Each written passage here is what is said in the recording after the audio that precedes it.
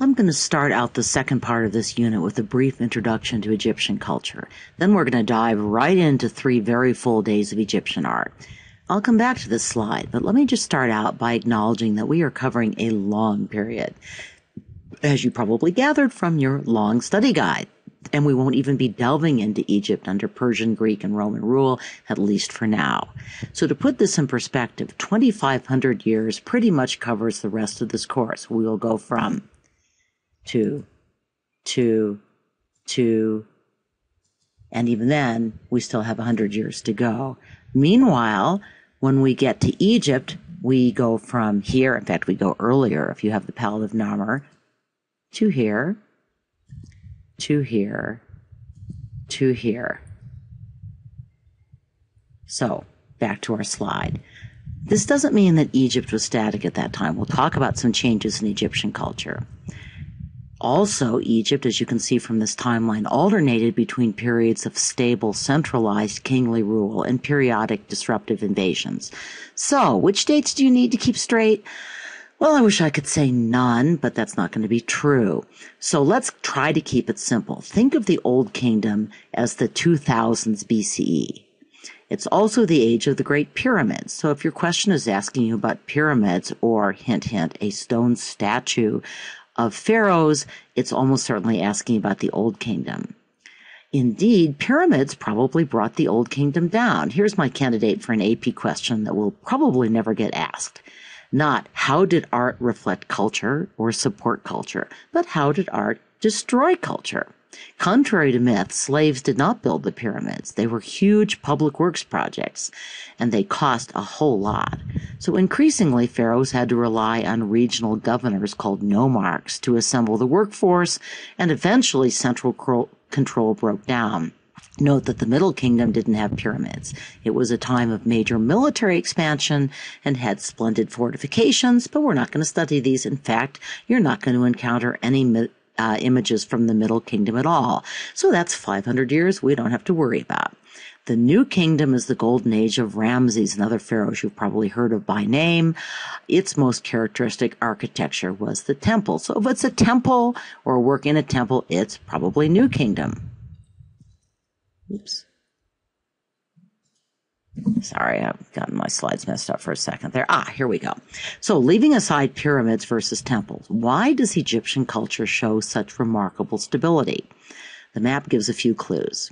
The Nile is the longest river in the world, but the Nile Valley is just a couple of miles wide on either side.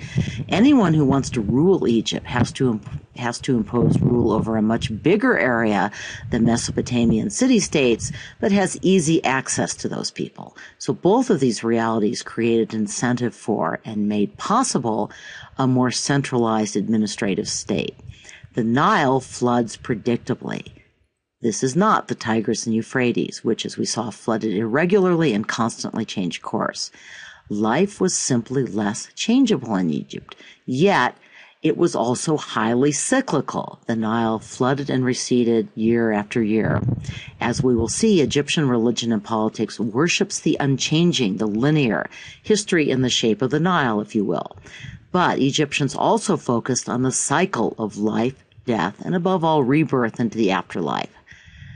So it's hard to invade through a desert. Egypt is not as subject to invasion as Mesopotamia, although it was successfully conquered a few times.